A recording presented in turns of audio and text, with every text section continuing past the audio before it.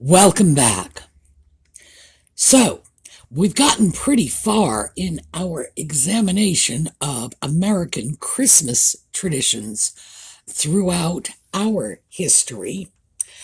We have talked about the fact that Christmas as we know it today really got its start in the 20th century when we began adopting Christmas traditions from about 50 years earlier that were introduced to the UK by Queen Victoria's husband, Albert, and he was bringing them in from Germany.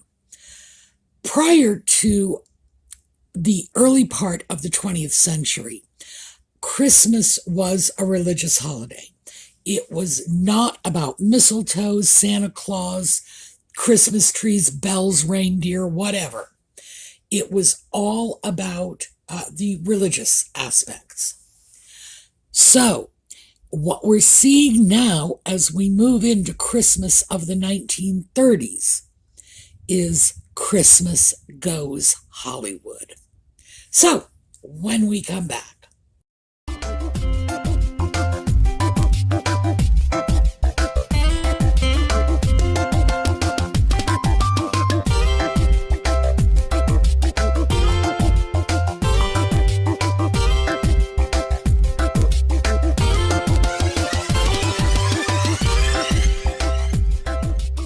So we're going to start, as we've started in the past, by taking a look at the very public Christmas celebrations. And this is one that people were exposed to, whether they wanted it or not, whether they were religious and didn't believe in celebrating the holiday this way, whether they were not Christian, didn't matter. This is one that society basically inflicted on everyone, willing or otherwise, and that was the decorating of the downtown areas for Christmas. So what we have here are Christmas decorations in a few major cities, just to give you a sense of what it was like in the 1930s. And I have to say, they certainly went all out. This one, I'm not sure where this was taken, but you can see the garlands and the bells just running the whole length of Main Street, and just look at those fabulous old cars. This one is, I want to call it an aerial view. It's probably simply taken from a window of a high building. And as you can see, once again, we have this huge Main Street that's just decorated to the nines. Again, beautiful old cars. And when you consider this was the 1930s, so all of the photos you're going to see today are somewhere between 1930 and 1939, which was the height of the Great Depression. And the Great Depression was worldwide, wasn't just the US. But of course, I guess this was a time when people needed a good deal of cheering up, but it was also a time when municipalities would have been hard-pressed to spare the extra money for this sort of thing. So it gives you a sense of how entrenched the tradition had become at this point. This is a beautiful tree, and I believe this is the tree at Rockefeller Center, taken from a distance. Just wonderfully lit, very spectacular, as you can see, just looking at it off in the distance. That is not a small Christmas tree. Here we have another downtown area, and again, this one has the garlands and the bells, and the garlands and the bells are really starting to become ubiquitous. Of course, this one is jazzed up with Christmas lights. And interestingly enough, this sort of Christmas display was, that was the standard for another 20, 30 years. Any random main street you would go down, this is what it looked like.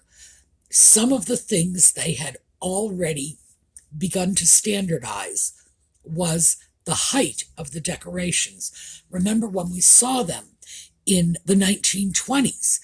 And I remember mentioning this at the time when we were looking at those photos. It was, you could walk down the street and just reach up and touch the garlands, which suggested they might have been unsafe for pedestrian traffic or tall trucks. Apparently, the municipalities had pulled out their ladders and made sure that the decorations over the street were pretty high up. Certainly no one could reach up and touch anything on this street. But it seems they've become a little more safety conscious by this point. They're no longer draping garlands close to the ground. And obviously, I was going to say, I'm glad to see that came. But of course, I know that came because I lived in a time after that. But I'm glad to see it came so early in the process. And once again, we have another street. This is probably in the northern Midwest area. I base that on the buildings and on the snowfall. This, again, notice, because we were just talking about that, notice how low the garlands are in this photo. Now, it's not low enough so anybody could reach up and touch it, but it is something that would be low for a bus or a truck going through. So, as I say, I'm glad they figured that out and got that pulled up a little. This is just a picture of somebody shopping, and I believe this is New York City, doing Christmas shopping. Just happened to be a pretty picture, and sometimes those are the images we inherit. A picture will survive because it's just a nice photograph. Might have been picked up in a newspaper, might have been considered worth saving. This is an attractive photo, so I understand why this was saved, but especially looking at Mom there with her arms full of Christmas packages, very Christmas, also shows you how commercial the holiday had become by this point. And this is another Christmas shopping scene. They've got umbrellas, again, 1930s, as all of these images are. And they are just making their way down the street. Interestingly enough, I have to say this, having grown up in New England, which is known for its cold winters, I look at a picture like this and think, where the devil are these people from? Because they look very underdressed for this kind of weather. So I'm going to assume this is somewhere where people were not used to getting snow and kind of got caught out in the weather without their heavy overcoats. And this one.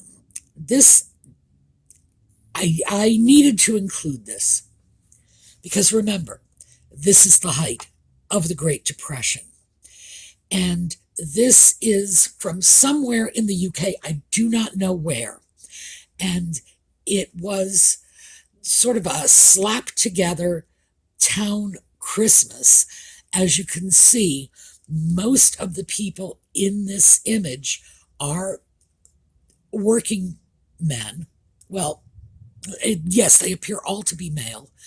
Working men who, frankly, were on the verge of losing their employment. This was a very, very difficult time for a lot of people who were just barely able to keep body and soul together. So I find this to be a very, very bittersweet image. It's wonderful that they got together and threw up a Christmas tree, and it looks like they did it right in the middle of their job site.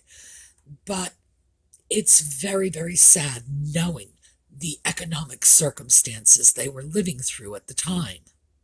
And we go from that sad picture to this utterly delightful picture. This is a little child who is delighted beyond measure. This little guy, boy, he's having Christmas and he is just thrilled about it.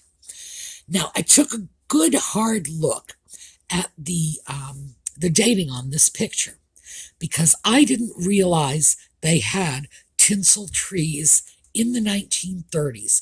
I didn't think they came in until the late 40s, early 50s, but this seems to have been pretty authentically dated to the 1930s. Regardless, I'm throwing it in anyway because that child is utterly delightful. And this is a Christmas party. This is a whole bunch of adults, as opposed to our overjoyed baby, just sitting down at a Christmas dinner. And obviously they have a photographer here. They've got somebody commemorating this event. So, again, I don't know where this was taken. Most of these photographs are not credited.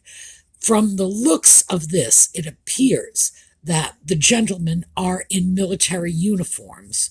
So if any of you can do any better job than I can of figuring out what branch of service they're in, or in fact, what country they are serving, please do let me know in the comments. But it's very interesting just to see that this is the level at which they were taking the celebration of the holiday seriously. And notice, nothing here indicates anything religious at all. So, yeah, it had become very, very secular.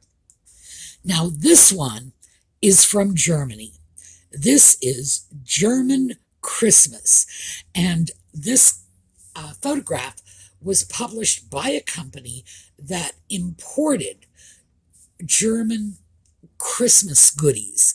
They imported cakes, they imported cards, ornaments, little gifts. It was sort of a Germany to America import company. And I thought it was wonderful because it really does show you the extent to which we owe our Christmas celebrations to the Germans. So now we are off to cards. When we took a look at cards from the 1920s, as I said, we had fixed on our Christmas colors. They were red and green, a lot of white, obviously, because whenever you have a card, there's going to be a lot of white. But red and green were really becoming our Christmas colors. But what we are seeing in the 1930s, and this is something we had not seen in the 1920s, at least not to this extent, is the extent to which our version of Christmas was utterly dependent on the notion of the Victorian Christmas. 1930, we've got a picture of what I would say is late Victorian, early Edwardian Christmas, meaning that the images in this picture would have been only about 50 years old at the time. So these are people in the 1930s who are looking at what would have been their grandparents' Christmas with great nostalgia. That would be very much like us looking back at World War II Christmas with great nostalgia, or worse, looking back at 1960s Christmas with great nostalgia. This is another image, a similar vein. Again, you can see Victoriana here. What we have is the red and the green, and we have just Victorian images, the fireplace and the hoop skirts and whatever else have you. Keeping in mind that in the 1930s, this would not have been a contemporary image. This would not have been a scene that very many people alive at that time would have even remembered from their early childhood. But we were imprinting that Victorian Christmas. Now, here are some others. This is interesting, by the way. Happy Christmas. This one is an American card from the 1930s. And you notice the image we have.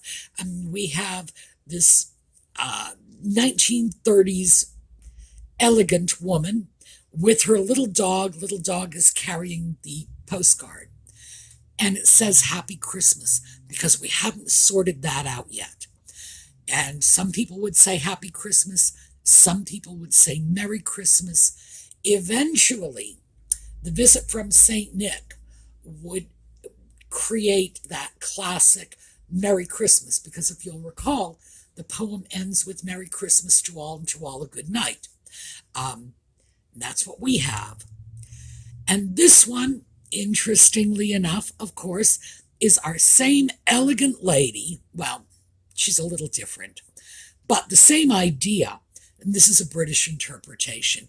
Once again, the little dog is carrying around the little envelope, and that seemed to be a thing at the time.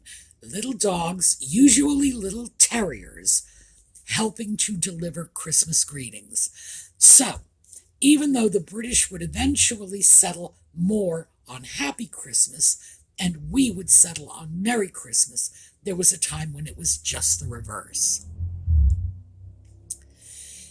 And at this point, and this is our calendar, December 1930, so it's the beginning of the decade, and it's December, and all of our images on this calendar are Christmas images. So even at the beginning of the decade, it had just come through so firmly as a part of our culture that it was on calendars. People looked at a calendar and expected to see the holly and see the Santa Claus.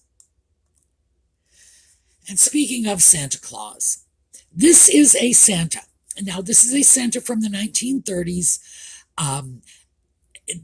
I have absolutely no idea what this is all about.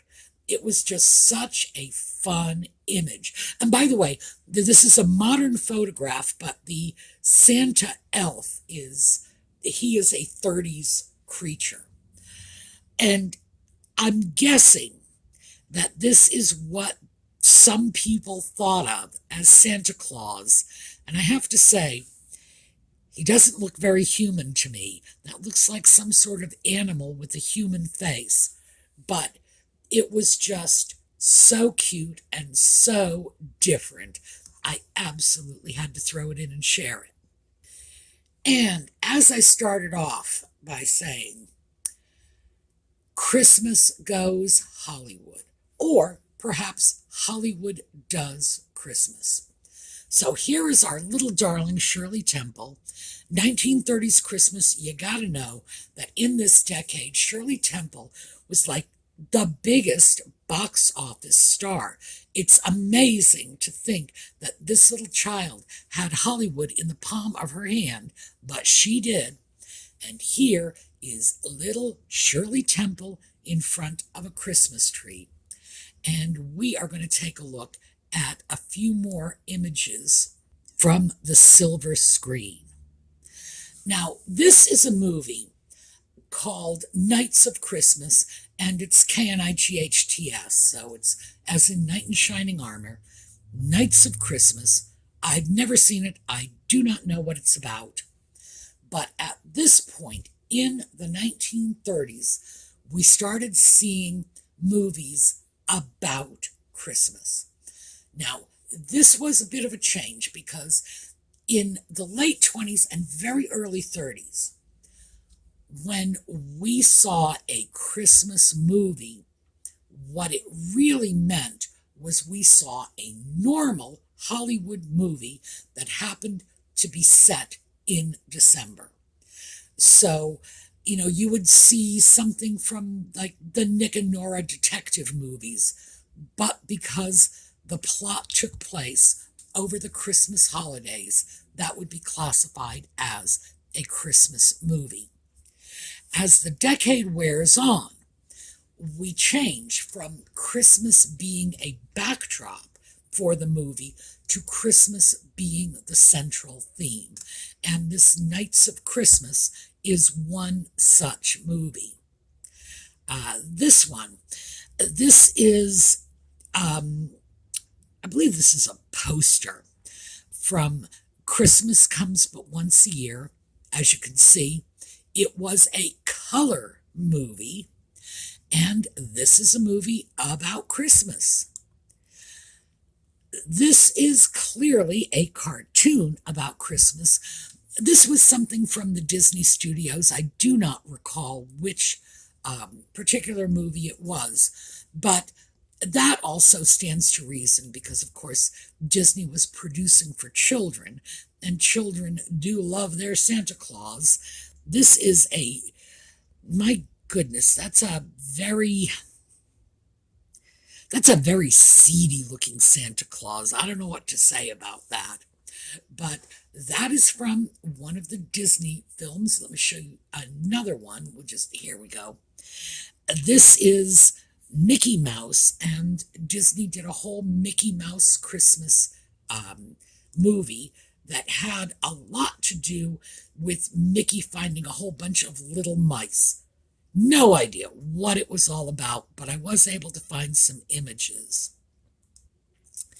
And this one is A Christmas Carol. And A Christmas Carol was first made into a motion picture in the 30s, and as we all know, it's been an absolute standby ever since. And this is Carole Lombard. She too was a huge star, like Shirley Temple, in the 1930s. But Carole Lombard had an advantage over Shirley Temple in that she could be billed as a Christmas Carol. And she was. If you look up film stars, Christmas, 1930s, that's what you're going to find. Carole Lombard, because they really played on her name. And while we are dealing with famous people and Christmas, I was very sorry to only be able to put my hands on one of these pictures. I'm sure there were many images, but the British royal family kept Christmas privately. That was something that was a family celebration, and they kept religious holidays in a religious context. So it was difficult to find the future Queen Elizabeth and her little sister Margaret Rose in a Christmas scene that was not private for the family, which of course we wouldn't have access to. But what I did find was the girls, obviously with some other girls, visiting penguins in the holiday season. And please note, the little girl on the far right is backed right up against the wall. She definitely looks like she is a little intimidated by these penguins. But the Queen has just taken one step forward. She is right in the midst of the penguins. She is just peering down at them like, hey, one of these days, I'm going to be your queen. And of course, the penguins are looking up at her as if to say the same thing. So I was glad to get a picture of these girls. I would have been much happier if I could have found them in a Christmas celebration. I'm still looking, but frankly, I'm not holding out a lot of hope. Again, as I say, it's something that their family celebrated as a religious holiday. So let's take a look at a few Christmas trees, just because it's Christmas. Now, this is from the Boston Public Library. And notice, they have a tree, but it's not decorated. I've just got this tree there. It's like, here's our tree. Here's a whole bunch of cards, because, of course, it's the library. And you better believe you're going to have books and cards when you're a library. But that is a little forlorn tree. Apparently, it didn't occur to them to throw any embellishment on it. This is another very forlorn little tree. And I included this, obviously I included this for a reason, because I'm not even sure this is a real tree. For all I know, this could just be a bunch of sticks with moss glued on it, because it certainly doesn't look like any tree I have ever seen. But it does illustrate that by this point, there was a variety of options out there for Christmas. This is an interesting one. This one is Christmas in California. Yeah, I know. The shorts on that little boy out in front had to be a dead giveaway. But yes, even in California, they had that evergreen tree. They're dancing around the tree in the sunshine with their shorts. And this is just this incredibly elaborate train set under a Christmas tree. Very, very involved. It's interesting because, of course, I can see the many decorative touches that absolutely tell me we are looking at 1930s here, but that train set is just over the top, definitely. So on the way out, because I have shown you these for every past decade, I just wanted to show you an assortment of the kinds of Christmas ornaments that were coming out in this decade. These little glass balls, at this point, these were being produced in the US. We were no longer relying on German imports. Wonderful little items like this, and as I've said before, you can still get these. You go on eBay at Christmas time and you can get them relatively inexpensively. If you do get them, be very careful. They're very fragile, and boy, if you drop one on the floor and step on it with your bare feet, you're in trouble. But they are out there, they are still available, and by the 1930s, we were getting some really interesting colors and designs. Now, obviously, this is a modern photograph of older ornaments, but I thought you might like the idea of taking a look at it. So, this is Christmas in the 1930s, and we will take a look at a slideshow on the way out. I hope you all have a terrific day, and I will see you next time.